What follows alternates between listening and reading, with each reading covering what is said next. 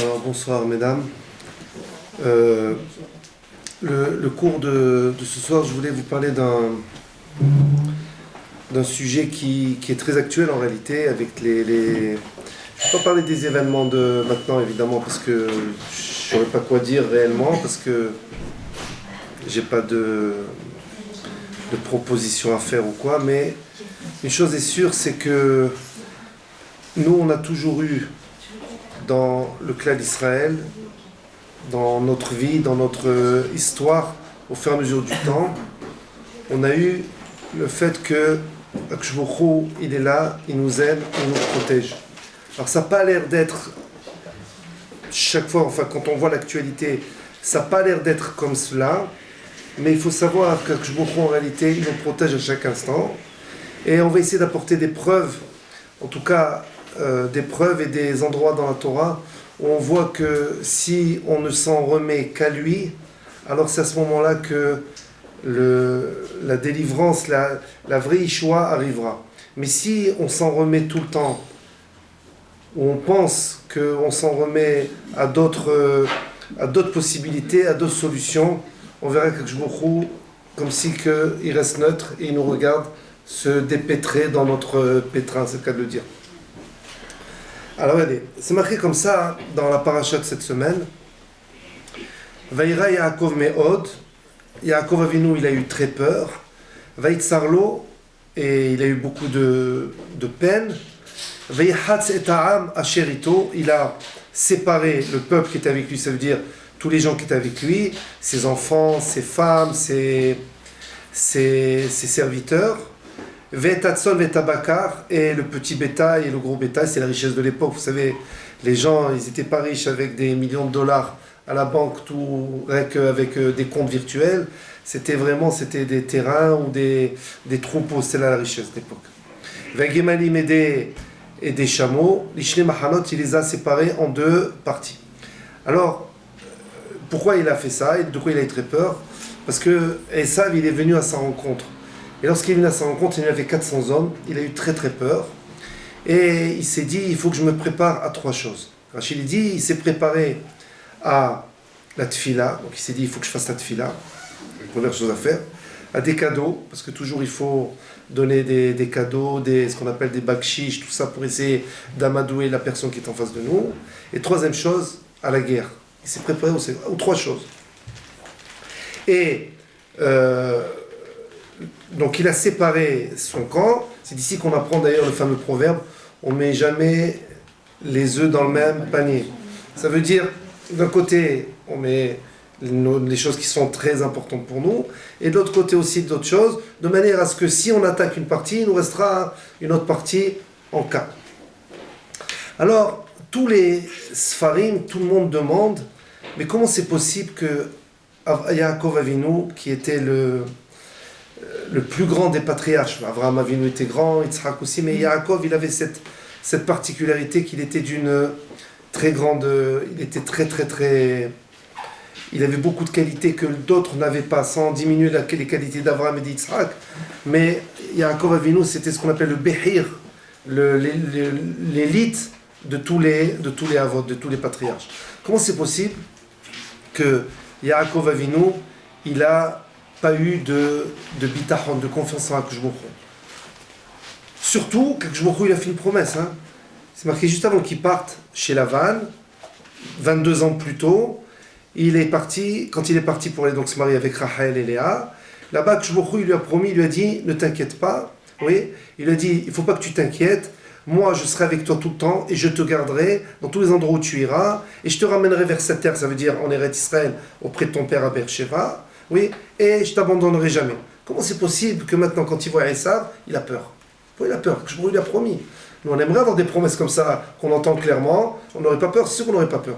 Comment ça se fait qu'Yaakov Avinu, il a eu peur? Donc a priori, ça a l'air d'être que c'est un manque de bitachon, un manque de confiance vis-à-vis d'Akadosh Baruch Hu. Et alors, les Mefarshim, ils donnent des réponses, les commentateurs donnent des réponses. Une des réponses que donne le Even Ezra, vous savez que le Even Ezra, c'était un commentateur du Moyen-Âge, il vivait en Espagne, et lui, il a dit que vous savez que plus un homme grandit, c'est-à-dire plus un homme devient grand dans l'Avodat Hashem, dans le service d'Akshbourou, plus chez lui, chaque acte, il est répréhensible. Ça veut dire, plus un homme grandit, plus les avérotes qu'il peut faire, les travers qu'il peut prendre, ça va être beaucoup plus puni que quelqu'un qui est moins grand. Donc on voit ça. On voit ça de Moshe Rabbeinu. Vous savez que Moshe Rabbeinu, c'est un épisode que beaucoup de gens ne connaissent pas, je vais vous dire. Moshe Rabbeinu, à un certain moment, c'est qu'Akadosh Baruch Hu, il lui est apparu, il lui a dit, sur le Har Sinaï, dans le buisson ardent, vous connaissez, il y a un film sur ça qui est sorti d'ailleurs. Et là-bas, sur ça, Akadosh Baruch Hu lui a dit, va, il faut que tu ailles délivrer le clan d'Israël. Va, c'est un ordre. C'est Akadosh Baruch Hu nous parle à nous, c'est ce qu'on va y aller. Il nous parle. Et tu vois un buisson ardent, il ne se consume pas, et tu sens que c'est la voix d'Akadosh Baruch Hu qui résonne en toi, c'est pas une folie, tu n'es pas un fou, tu sais que c'est vrai, tu pars. Il part, il est obligé d'écouter. Et vous savez que son deuxième fils, le premier fils qu'il a eu, c'était Gershom. Et de son deuxième fils, c'était Eliezer. Quand il part de Midian, pour arriver en Égypte, il fait une étape. C'est pour ça, avant, on ne prenait pas ni le Thalys, ni les trains. Qu'est-ce qu'on faisait? On prenait donc en chameau, en âne, et on marchait, ou on chevauchait, jusqu'à arriver à destination. De Midian jusqu'en Égypte, évidemment, ça prenait beaucoup de temps. Qu'est-ce qu'il a fallu faire? Il a fallu s'arrêter à une étape. Le temps de reprendre des forces, d'acheter de quoi manger, et se reposer pendant quelques jours, et repartir. Et voilà que, au moment où ils étaient dans l'auberge, il y a un grand serpent qui prend Moshe Rabbeinu. C'est marqué dans la Torah, hein, c'est pas ni un midrash, hein, c'est marqué dans la Torah. Pardon? Rachi, il l'a dit. Oui, mais c'est dans le Chumash déjà c'est écrit. Rachi il explique qu'est-ce qui s'est passé, mais le Chumash dans la Torah c'est marqué qu'il y a un grand serpent qui a avalé Moshe Rabbeinu jusqu'à la ceinture. Arrivé à la ceinture, Tzipora, sa femme, elle a vu ça. Elle ne comprenait pas que ce serpent-là, il arrive jusqu'à la ceinture, il relâchait Moshe Rabbeinu, il reprenait jusqu'à la ceinture. Pourquoi jusqu'à la ceinture? Pourquoi il n'a pas avalé entièrement? Et elle a compris, Tzipora, c'est parce que Moshe Rabbeinu, il n'a pas fait la Brit Mila à qui? À son fils Eliezer. Comme il n'a pas fait la Brit Mila à son fils Eliezer, imaginez-vous cette femme, Tzipora, le sang-froid qu'il faut avoir, quand même, oui. Elle prend son fils, elle prend 2 silex, elle fait la Brit Mila à son fils. Dès qu'elle fait la Brit Mila à son fils, oui, hop, le serpent, il lâche Moshe Rabbeinu. Qu'est-ce qui s'est passé avec Moshe Rabbeinu? Pourquoi Moshe Rabbeinu, a priori, a été puni? Donc ça veut dire, si Tzipora n'avait pas eu ce réflexe-là, de comprendre la cause et effet de ce qu'il est en train de vivre, Moshe Rabbeinu, il serait mort. Et s'il serait mort, peut-être qu'on serait encore en Égypte. On n'aurait pas été libéré en tout cas. Et si c'est comme ça, comment ça se fait que je vous demande à Moshe Rabbeinu, va délivrer le clan d'Israël? Et donc, qu'est-ce qu'il est obligé de faire? Il est obligé d'écouter. Donc il ne peut pas faire la Brit Mila à son fils, il ne peut pas. Qu'est-ce qu'il fait? Il s'arrête. Au moment où il s'arrête, le serpent il le prend, il va pour le manger. Pourquoi? Mais moi j'ai fait ce que tu m'as demandé, que je ne peux pas. Ah écoutez bien, en réalité il y a eu un très grand dilemme chez Moshe Rabbeinu. Là, je lui dis, il faut que tu partes pour délivrer le cas d'Israël. Est-ce qu'il peut dire, bon écoute, maintenant c'est vendredi, c'est le week-end, les bureaux ils sont fermés, je partirai dans 3 jours. Il peut dire ça? Dès que non. Il faut qu'il parte tout de suite. Il prend sa femme, ses 2 enfants, il part. Et Eliezer, il devait faire la Brit Mila. C'était le jour où il devait faire la Brit Mila. Et il s'est dit, qu'est-ce que je fais? Si je pars pas, je suis obligé de faire la Brit Mila. Mais si je fais la Brit Mila, je peux pas voyager. Pourquoi? Parce que vous savez que lorsqu'on a une opération, en tout cas la Brit Mila, pendant 3 jours, on ne doit pas voyager. Quelqu'un qui a subi une opération, les 3 premiers jours jusqu'au 3e jour où on fait le plus mal, on ne peut pas voyager. D'ailleurs, c'est pour ça que les Bnei Israël, dans le désert, ils n'ont pas fait la Brit Mila pendant 40 ans. Vous savez, les Bnei Israël n'ont pas fait la Brit Mila pendant 40 ans. Pourquoi? Parce que, étant donné qu'à chaque instant, Akadosh Baruch Hu pouvait leur dire, bon, on repart, on marche, on repart. Donc, ils ne pouvaient pas se permettre de faire la Brit Mila. Pourquoi? Parce que si on fait la Brit Mila, on est obligé de rester pendant 3 jours, le temps que ça aille mieux, c'est dangereux. Donc, pendant 40 ans, ils n'ont pas fait la Brit Mila. Moshe Rabbeinu, il s'est dit, qu'est-ce que je fais? Je pars ou je fais la Brit Mila à mon fils? Si je fais la Brit Mila à mon fils, je suis obligé de partir, je suis obligé de rester 3 jours. Je m'a demandé de partir. Qu'est-ce que je fais? Je pars. Il avait raison ou pas? C'est sûr qu'il avait raison. Maintenant, il arrive à l'étape. On se repose, le monde se repose, et oui, puisqu'il devait se reposer, là, il aurait dû faire la brit mila à son fils, il n'a pas fait. Lui, il a cru, puisque je suis patour, c'est-à-dire que je suis exemple de faire la mitzvah de la brit mila maintenant, lui, il a compris que je suis exemple de faire la brit mila jusqu'à arriver en Égypte, après je ferai la brit mila. Qu'est-ce qu'il a fait? Il aurait dû faire la brit mila pendant qu'il s'arrêtait. Il devait s'arrêter peut-être quelques jours. Donc il devait attendre à ce moment-là, il n'a pas fait. Il n'a pas fait. Pourquoi il a dit, mon ami, tu aurais dû la faire, tu n'as pas fait. Voilà, tu es prêt à mourir. Imaginez-vous, ça veut dire que mon cher Rabbeinu, l'élite de tous les hommes, celui qu'on appelait le plus grand Hanaf qui puisse exister, qu'est-ce qu'il a fait cet homme-là? Il était prêt à le tuer, et le cas Israël, il ne part pas, il ne sera pas délivré. Pourquoi? Parce qu'il a mal compris, en tout cas il a mal interprété l'ordre d'Akadosh Baruch Hu. Ça veut dire qu'un homme comme ça, plus un homme est grand, plus une petite Avera ou un semblant de Avera pour cet homme-là, c'est quelque chose de très grave. D'ailleurs, regardez bien, il a fallu simplement, au lieu de parler au rocher, il a frappé, il n'est pas rentré en Eretz Israël. Nous, on aurait fait ça, on aurait frappé, parlé ou quoi, bon, ça n'aurait pas tellement une grande incidence. Mais pour mon cher Rabbeinu, c'est une très grande incidence, il est rentré en Eretz Israël. Donc on voit d'ici qu'un homme, plus il est grand, plus ses actes peuvent être pris minutieusement et regardés plus à la loupe par un kshbourou qu'un autre homme. Alors juste une parenthèse, quand j'ai fait un cours aux enfants à l'école, 4e, 3e. Ouais, ils m'ont dit, c'est comme ça. Moi je reste comme je suis. C'est comme je suis alors. Fatigue pas, je reste comme je suis, comme ça je reste petit, comme ça moi je suis pas répréhensible. Qu'est-ce qu'on répond à ça? C'est pas vrai. Vous savez pourquoi? Parce que si tu as les capacités d'être grand, tu les utilises pas, tu seras aussi puni pour ça. Parce que tu as les possibilités. Si quelqu'un n'a pas les possibilités, il n'a pas les possibilités. Mon cher Rabbeinu avait les possibilités. Et à quoi ça ressemble? Vous savez, je donne toujours cet exemple-là. Imaginez-vous, quelqu'un il est dans une 2 chevaux. Il roule. Il roule à fond. Vous savez, les 2 chevaux d'avant, on appelait ça les 2 pattes. Là. On roulait comme ça. Les 2 doches, voilà. On roulait comme ça. Et quand on roule, oui, tu roules un maximum, au grand maximum, je sais pas moi, 90, 100, 110, ça roulait. Il y a un ravin. À la dernière minute, qu'est-ce que tu fais? Tu braques, tu tombes pas dans le ravin. Mais si tu roules en Ferrari, quand tu appuies sur l'accélérateur, en Ferrari, tu montes tout de suite à 230. Le ravin, il est long. Il est exactement, tu pars du même niveau que la 2 chevaux. Un écart avec le volant, un petit écart, tu tombes dans le ravin. Un homme, mon cher Rabbeinu, il roule à 230 à l'heure. Nous, on roule en 2 chevaux. Alors pour nous, Kshbourou, il n'est pas aussi regardant que pour mon cher Rabbeinu. Alors c'est pour ça que mon cher Rabbeinu, il a été puni pour ça. Et, donc on voit d'ici que plus un homme est grand, plus il est répréhensible. Yaakov Avinu s'est dit moi la même chose aussi. Moi je suis resté chez Lavan, 22 ans. J'ai pas dérogé à quoi que ce soit dans la Torah. Et il lui dit à Esav, moi j'ai gardé Tariq Mitzvot, je suis resté chez Lavan, chez le plus grand des bandits, Al Capone. J'étais chez Al Capone, oui, à Chicago, 1920. J'ai pas bougé. Je suis resté toujours le même, aussi intègre. Incorruptible, c'est le cas de le dire, oui. Incorruptible. Et quoi? J'ai pas bougé. J'ai fait Tariq Mitzvot. Tariq, ça veut dire Garti. Avec Lavan, j'ai habité, Garti, c'est les mêmes lettres que Tariq. J'ai fait les 613 Mitzvot. Donc s'il a fait les 613 Mitzvot, il n'avait pas peur de Esav. Alors il avait peut-être peur que peut-être il a une mauvaise mahashava, il y avait peut-être quelque chose qui fait que c'est pour ça que j'ai peur que Esav, lui qui a fait une mitzvah, celle de Kivud Avahem, faisait très attention, c'est que Esav il aimait beaucoup son père, t'étais pas du baratin, hein.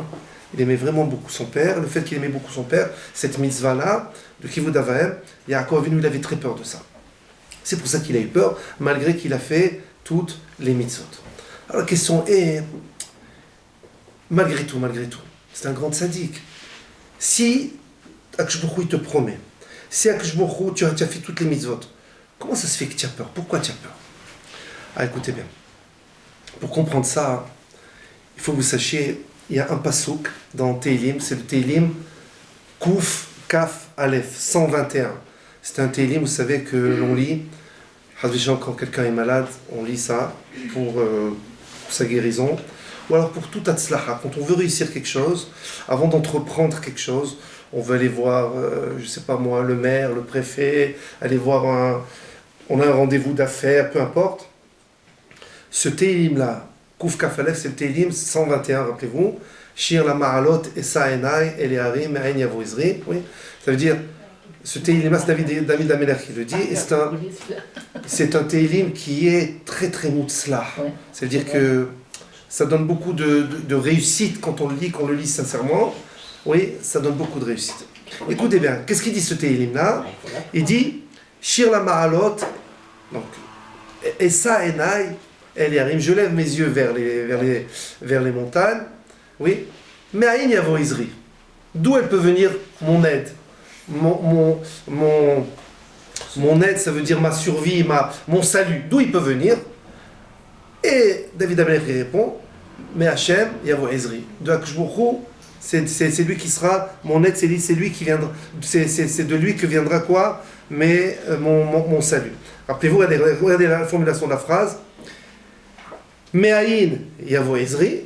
D'où vient mon aide, mon salut. Ezri, Me'im Hashem. Mon salut vient d'Hachem. C'est un peu drôle que David Amelech il pose la question, il se répond à lui-même. Si tu sais, après tu poses la question. Le passage qu'il aurait dû dire simplement, Shir la Ma'alot, Esa Enai Eleharim. Oui, je lève mes yeux vers les montagnes. Mais Ezri, Me'im Hashem. Mon aide, ça vient d'Akshbourou. Mais là lui-même, il pose la question, il se répond. Ça veut dire quoi? Si tu connais la réponse, pourquoi tu poses la question? Dans un même souffle, en parlant, pourquoi tu poses la question? Alors, la réponse est la suivante. David Amelech, il te dit, écoute-moi bien. Mais Aïn Yavo Izri, d'où elle vient mon aide? Ça veut dire, si je me rends compte que j'ai personne sur qui m'appuyer, je n'ai personne, je me rends compte de ça. J'ai ce sentiment très fort que je n'ai personne sur qui m'appuyer. Mais Aïn Yavo Izri, d'où il va venir mon aide? Je me rends compte de ça, c'est au plus profond de mes tripes. Alors qu'est-ce qu'il y a? Si tu te rends compte de ça, alors tu te rends compte, alors que je me qu'est-ce qu'il va faire? Mais Hachem et Avo Izri. Que Izri, mais Hachem. Mon aide, mon salut viendra d'Akashbourou. C'est-à-dire, il faut que tu te rends compte que s'il n'y a que Akashbourou qui peut t'aider, si tu te rends compte de ça, Akashbourou il t'aide. Mais si tu penses que quoi, j'ai d'autres solutions, j'ai une autre manière de voir, j'ai un plan, Akashbourou il reste neutre, il ne bouge pas. Vas-y, Bechavod, tu veux? Vas-y, fais ce que tu as à faire. Mais si tu te rends compte qu'il n'y a que lui qui peut t'aider, tu te rends compte de ça, tu es persuadé, c'est vraiment, tu es persuadé de ça, alors Akashbourou, il t'aidera. Et ça, c'est pas comme ce qu'il a fait Bar Korba. Vous connaissez Bar Korba, l'histoire de Bar Korba? Bar Korba, lui, Rabbi Akiva, regardez jusqu'où ça va, ça a été, c'est qu'il a trompé même Rabbi Akiva. Rabbi Akiva, le plus grand des Tanaïm, il était sûr que c'était lui le Mashiach. Rabbi Akiva, il était certain que c'était lui, ce Bar Korba qui était le Mashiach. Il a aidé, il a suivi et tout. Et à la fin, avec les Romains, il gagnait bataille sur bataille avec les Romains. Jusqu'au moment, à un certain moment, Bar Korba, il a dit, écoute-moi que je m'en fous. Moi, je te demande une seule chose. N'aide pas mes ennemis, moi je m'occupe d'eux. À partir de ce moment-là, c'était la chute de Bar Korba, Bétar, les milliers de morts dans la ville de Bétar, vous connaissez, vous avez entendu ça? Oui, aussi à Masada en haut, toutes ces choses-là, vous connaissez quand vous allez sur la mer Morte, là, Masada, tout ça, il a perdu. Rien qu'en disant simplement quoi? Quelle phrase? Il a dit que je t'en prie, moi je te demande pas de m'aider, n'aide pas mes ennemis, c'est tout ce que je demande. Ne les aide pas, moi je m'occupe d'eux. Il était sûr qu'il était capable de pouvoir les vaincre. C'est-à-dire que tu crois que tu es capable, pas de problème, vas-y, fais. Et évidemment, on connaît ce qui s'est passé. Ça veut dire, la crainte, c'est l'expression du sentiment que je peux rien sans Akashbourou. Si tu te rends compte de ça, tu peux rien sans Akashbourou. Et tu es vraiment persuadé de ça au fond de toi-même, Akashbourou il t'aide. Et ça, dans notre vie, ça doit être de cette manière, on doit réfléchir de cette manière-là, de se dire que même ce que je fais comme effort, je fais des efforts, parce que je dois faire des efforts, mais ces efforts-là ne sont rien en réalité, c'est rien du tout. C'est parce que moi je suis obligé de faire une doute, mais c'est Akashbourou qui fait tout. Si je suis persuadé qu'Akashbourou c'est lui qui fait tout, on réussit dans tout. Et je vais vous apporter des preuves. Seulement ce qu'il faut comprendre, donc qu'est-ce qu'il a fait Yaakov? Il prie. Il a peur. Il sait qu'il y a qu'Akashbourou qui peut m'aider. Alors c'est comme ça, hein. Comment ça se fait qu'il s'est préparé aussi à deux autres choses, au cadeau et à la guerre? Oui, il s'est préparé à ça. Prie. Tu sais, tu es persuadé qu'Akashbourou peut t'aider, prie. Après tu te prépares au cadeau et à la guerre. Pourquoi? Parce que quand on réfléchit, écoutez bien, regardez dans les mots même du Télim. Le Télim, le Pasouk. Comment c'est marqué? David Amelech dit Me'aïn Yavo Izri. D'où elle vient? Comment on traduit ceux qui traduisent les Télim? C'est marqué Ezri, c'est quoi? C'est mon salut. C'est pas vrai. Ezri, ça vient du mot Ezer, une aide. Une aide. C'est quoi la définition d'une aide? C'est que c'est une sorte d'association. C'est-à-dire, moi je fais, toi tu fais. C'est pas que toi tu fais tout seul ou moi je fais tout seul. Ezer, Ezri, mon aide, ça veut dire c'est une association. Qu'est-ce qu'il dit David Ameller? D'où elle peut venir mon aide? D'où je peux réussir? D'où mon aide peut venir? Et je suis convaincu qu'il y a que Akshbourou qui peut m'aider. Alors Akshbourou il t'aide. C'est quoi il t'aide? Ça veut dire il te laisse faire ce que tu as à faire, mais il t'aide. Et quand il t'aide, en réalité, toi tu fais rien. C'est Akshbourou qui fait tout. Mais si tu comprends que c'est une association, ça veut dire, dans cette association, c'est lui qui fait tout. Toi, parce que tu es obligé de faire une étude, tu es obligé de montrer que tu fais quelque chose. Et c'est ça qu'il dit David Ameller. Ezri, mais mon aide, ça veut dire, celui qui s'associe avec moi, c'est lui mon associé qui fait tout. C'est qui? Akshbourou. Et c'est ce qu'il a fait Yaakov Avinu. Yaakov Avinu, il s'est dit, il faut que je prie. Il y a Akshbourou qui peut m'aider.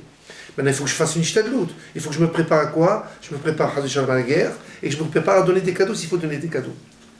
En faisant ça, alors, mais je sais que quoi qu'il arrive, dans tous les cas, moi j'ai rien fait. Je suis un fétu de paille par rapport à Akshbourou. Je fais rien, c'est Akshbourou qui fait tout. Les cadeaux, c'est pour adoucir le cœur, c'est tout. Oui, mais ça veut dire ça, c'est pour adoucir le cœur. Donc je suis en train de faire ça de manière à ce que peut-être Esav il va se calmer. Mais qui est-ce qui va mettre dans la tête de Esav de se calmer? C'est Akshbourou. Voilà. Donc c'est-à-dire que c'est lui qui fait tout. Moi je fais ce que j'ai à faire parce que je dois faire une ishtadlout, je dois faire un petit effort personnel. Et Akshbourou, c'est lui mon aide. Alors je fais ce qu'il y a à faire. Maintenant je sais que c'est lui qui fait tout. Si je suis persuadé que c'est lui qui fait tout, c'est comme ça qu'on réussit. Regardez bien. Il y a eu 4 rois. Et vous allez me dire, des 4 rois, lequel est le plus grand d'après vous? Il y a un roi qui s'appelle David Ameller, vous le connaissez. David Ameller, il a dit comme ça.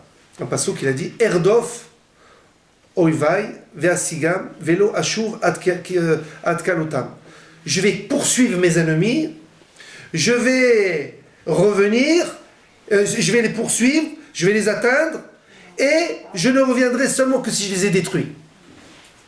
Et qu'est-ce qu'il y a? David Ameller, il les a détruits, il est revenu. C'est ce qu'on voudrait, hein? Aller les poursuivre, les atteindre et les détruire entièrement. Il y a un autre roi qui s'appelle Asa. Lui, il a dit, moi, j'ai pas la possibilité de quoi faire? De tuer les gens. Qu'est-ce que je fais? Je les poursuis.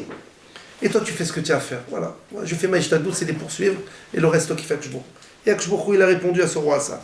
Il y a un autre roi qui s'appelle Yehoshaphat. Yehoshaphat, lui, qu'est-ce qu'il a fait? Il a dit, moi, j'ai pas de kohar. J'ai pas la force. Ni de tuer, ni de les poursuivre. Moi, qu'est-ce que je vais faire? Je vais rester dans mon palais, je vais prier. C'est tout. Et Akshbourou, il a écouté. Qu'est-ce qu'il a fait? Il a vaincu les ennemis. Et le 4e roi, c'est un grand sadique qui s'appelle Hiskiaou. Lui, il a dit, moi, j'ai pas la force, ni de tuer, ni de les poursuivre, ni de faire la tfila. Qu'est-ce que je fais? Moi, je rentre dans mon lit, je dors, et tant que tu t'occupes de tout. Et c'est ce qui s'est passé. Le roi Sanheriv, dans la nuit, il y a eu un vent de folie dans son campement. Oui, ils se sont entretués tous les uns les autres. Et Hiskiaou, Ameller, il s'est levé, il a vu ça, tous étaient morts. Super, voilà. D'après vous, lequel des 4 rois est le plus grand? David Ameller. Pourquoi c'est David Ameller? Mais lui, il a tout fait, lui, il a couru, il a poursuivi, il a tué, il a tout fait. Le fait de dire, je demande à Hachem de m'aider. Mais ça ne veut pas dire, il faut aider Hachem. Hachem, c'est sûr qu'il le fera. Mais il faut lui demander, qu'est-ce que tu veux? Mais que je ne demande rien du tout, je reste dans mon lit et que Hachem il fera tout.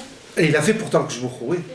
Et il l'a fait, il l'a écouté. Mais ça prouve qu'il a un grand bitachon a priori. Si c'est pour, quand on veut demander quelque chose à Hachem, on prie. Ouais. Et bien demander, c'est comme prier. Hein. C'est pareil, moi je trouve. Donc ça veut dire, a priori, quand on réfléchit, vous avez raison, le plus grand c'est David Ameller. Des 4. Mais quand on réfléchit 2 minutes, qui c'est qui a eu le plus grand bitachon, la plus grande confiance en Akshbourou, c'est qui? C'est Hiskiaou. Hiskiaou dit, moi je dors là, tranquille. Akshbourou, tu t'occupes de tout. Akshbourou, il a écouté. Akshbourou, il a écouté. Et ben vous savez, le plus grand, c'est David Ameller. Vous savez pourquoi? Parce que il fait toute cette ishtadlout là, il poursuit, il tue, il vainc, jusqu'à la victoire. Et avec tout ça, il dit pas c'est moi qui ai fait.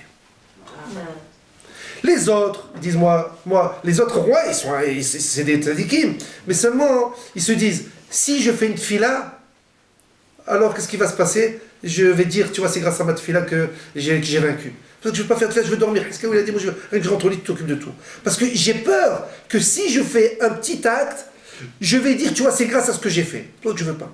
David Ameller, avec tout ça, écoutez bien, David Ameller, avec tout ça, qu'est-ce qu'il a fait?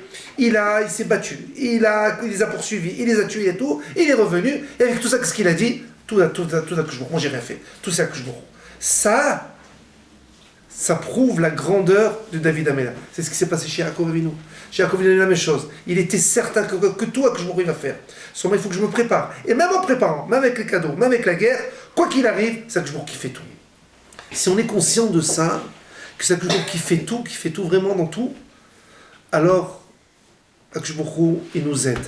Mais si on pense que c'est notre intelligence, c'est nos avions, c'est nos chars, c'est l'ADN, c'est toutes ces choses-là, que notre capacité à mener une enquête et à trouver les filières pour arriver, si tu penses que c'est comme ça que tu vas arriver, sache, tu n'arriveras à rien du tout. Et d'ailleurs, l'histoire nous donne raison dans tout. Toute l'histoire, notre histoire nous a donné raison. Elle nous donne raison dans le fait que quoi? Que si tu ne te rends pas compte, c'est Akshbourg qui fait tout, tu n'auras rien. Il faut, si on se rend compte de ça, pardon? Ce qui se passe en ce moment. C'est exactement ce qui se passe en ce moment. Mais regardez la France. Mais je sais pas, moi j'ai vu des images comme ça ici, là, quand on voit des images avec tout. Vous avez le porte-avions? Vous avez ce porte-avions là? Mais dès que tu vois le porte-avions, tu as peur. Tu dis, oui, et la France, c'est pas n'importe quoi. C'est des milliers d'hommes. Vous avez vu, les soldats, ils sont partout. Partout, ils sont les soldats. Jamais on aurait cru que ce pays, la France, douce France, oui, c'est douce France. Jamais on aurait pu croire que la France, on arrive dans une situation pareille. Jamais.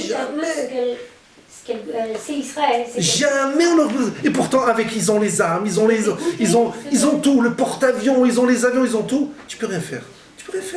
Voilà, on rentre par une frontière, comme on veut, on vient, on a toutes les informations. Il est rentré, il a fait son forfait, il est revenu sur ses pas. C'est de la folie. Ça veut dire, FKR, ça veut dire, j'ai pas peur de vous, je vous nargue. Ça veut dire quoi? Bémet, c'est Akshbourou, c'est lui qui nous mène.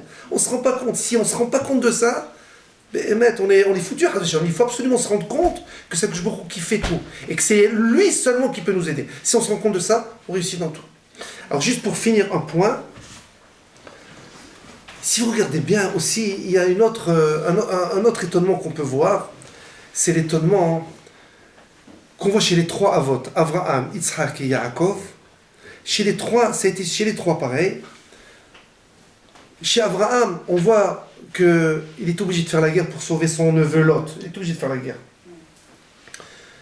Et on voit qu'il fait ce qu'il a à faire et tout. Et à la fin, quand il a gagné la guerre, il a fait tout. On voit qu'Akshbourou, il y a une apparition d'Akshbourou près d'Abraham, et il dit Akshbourou dit à Abraham, Al-Tira n'aie pas peur. Quand c'est qu'il aurait dû dire Al-Tira n'aie pas peur? Quand? Avant. Tu vois, chez Yitzhak, la même chose. Yitzhak a eu la famine.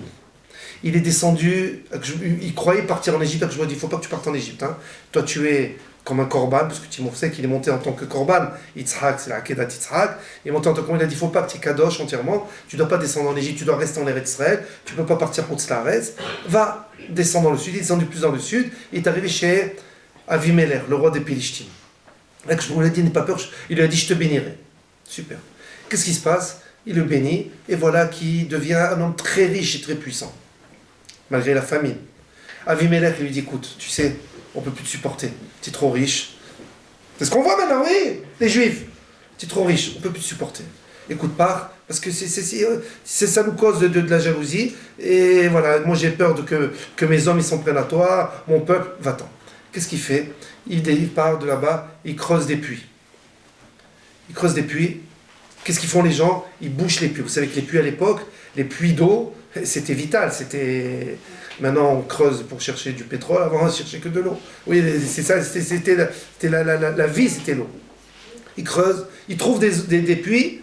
Qu'est-ce qu'il fait? De l'eau, les gens ils lui bouchent. Il est obligé de partir, il ne veut pas avoir de problème. Il va dans un autre endroit, il creuse.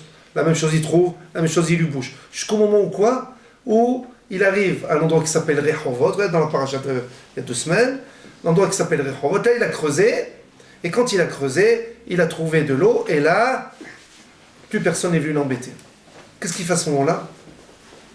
Tu t'attends à quoi? Tu t'attends à quoi? Ben reste là où tu es, tu restes. Tu es arrivé, reste. Qu'est-ce qu'il fait Akadosh Baruch Hu dans la nuit? Il vient et lui dit, sache, n'aie pas peur, je suis avec toi. Et après qu'il lui a dit ça, il y a Avimelech, celui qui l'a renvoyé, qui lui dit, écoute, tu es trop riche pour nous, on t'aime pas, tu sais pas. Il vient avec toute son armée, et lui dit, tu veux pas faire une alliance avec moi, de manière à ce que toi et moi, on se dispute pas, et sache, et ils lui ont fait un grand kavod, ils lui ont fait un grand respect. Comment c'est possible? Jusqu'avant, tu nous aimais pas. Et après, j'ai tout fait pour me repousser les limites de mon territoire, pour les puits, et qu'est-ce qui se passe? Chaque fois, ça a été bouché. Dès que c'est plus bouché, Akadosh Baruch Hu, il me parle, et il me dit, Al-Tira, n'aie pas peur. Quand il me dit ça, Al-Tira, n'aie pas peur, je m'attendais à ce qu'il me dise quand, Al-Tira. Quand c'est qu'il me dit, n'aie pas peur, quand? Beaucoup plus tôt, beaucoup avant. Chaque fois qu'il y a eu des problèmes avec ces gens-là, j'aurais voulu, à un certain moment, que tu me dises, n'aie pas peur. Non, il lui dit ça, quand tout va mieux, quand tout va bien, il lui dit, n'aie pas peur. Ça, c'est chez les trois. Chez Yaakov aussi, la même chose, chez Yaakov Avinu. Yaakov Avinu, pendant 22 ans, il a souffert. Pourquoi il a souffert? Parce qu'il croyait que son fils, Yosef, il était mort. Pas un mot. Akadosh Baruch Hu ne parle pas pendant 22 ans. Rien. Et voilà qu'il apprend que Yosef est vivant. Il se dit, allez, on va repartir en Égypte et tout. Et à ce moment-là, Akadosh Baruch Hu, il lui parle, il lui dit, n'aie pas peur. Mais moi, je veux que tu me dises, n'aie pas peur avant. Moi, tu me dis, mais non, mais n'aie pas peur. Mais quand tout va bien, tu me dis, n'aie pas peur. Écoutez bien. Pour comprendre ça, et ça, c'est un espoir pour nous, c'est une grande... un grand réconfort de sentir ça, écoutez bien. Une histoire, en vérité c'est un machal, c'est un exemple qu'on donne d'un homme, il rêve, et dans son rêve, il se voit en train de marcher sur la plage, sur le sable humide, et puis il voit deux traces de pas, et il se rend compte que l'une, c'est ses traces à lui, et l'autre, il se rend compte que c'est les traces d'Akadosh Baruch Hu qui l'a accompagné tout le long de sa vie. Et chaque fois, il voit tous les événements, le film de sa vie, et il voit qu'à un certain moment, les traces d'Akadosh Baruch Hu s'arrêtent. Et il se rend compte que ça, à ce moment-là, c'est le moment où il a souffert le plus. Et il avance et il voit les traces d'Akadosh Baruch Hu qui reviennent. Et toujours ces traces à lui, sans arrêt. Et il voit, au moment les plus durs de sa vie, il voit que quoi? Qu'il voit une seule paire de traces, c'est-à-dire donc qu'une seule paire de pas. Et au moment où ça va mal, il n'y a pas de traces, il n'y a pas de pas. Il lui dit à Akadosh Baruch Hu, dans son rêve, il dit à Akadosh Baruch Hu, je ne comprends pas, dans les endroits, dans les moments les plus durs de ma vie, c'est dans ce moment-là que tu m'abandonnes, tu me laisses. Au moment où ça va bien, je vois que tu me suis, tu me traces. Akadosh Baruch Hu lui répond, lui dit, tu t'es planté, tu t'es complètement planté. Cette trace de pas là, c'est moi. Cette trace de pas là, c'est toi. Et au moment où ça allait très mal, tu sais pourquoi c'est vide là? C'est parce qu'à ce moment je t'ai porté. C'est moi qui t'ai porté. Et après, quand ça allait mieux, je t'ai posé, je t'ai dit, n'aie pas peur. Ça veut dire quoi? Ça veut dire, on vit des moments très difficiles. Des moments très difficiles. Il faut savoir que le est avec nous. Il est en train de nous porter en réalité, parce que s'il ne nous portait pas, ça serait peut-être encore pire que ça. Maintenant, pourquoi ça arrive? Pourquoi ça? Pourquoi celui-là il meurt? Ça, je ne peux pas vous répondre. Personne ne peut répondre. Heureux celui qui peut vous répondre, et grand celui qui peut vous répondre. Personne ne peut répondre sur ça. Il a ses heshbonot, il a ses comptes, il sait ce qu'il a à faire. Moi, ce que je dois faire, c'est savoir deux choses. Premièrement, qu'Akadosh Baruch Hu, il me porte quand ça va très mal. Et ça, je dois me rendre compte de ça, absolument. Il faut que je me rende compte de ça.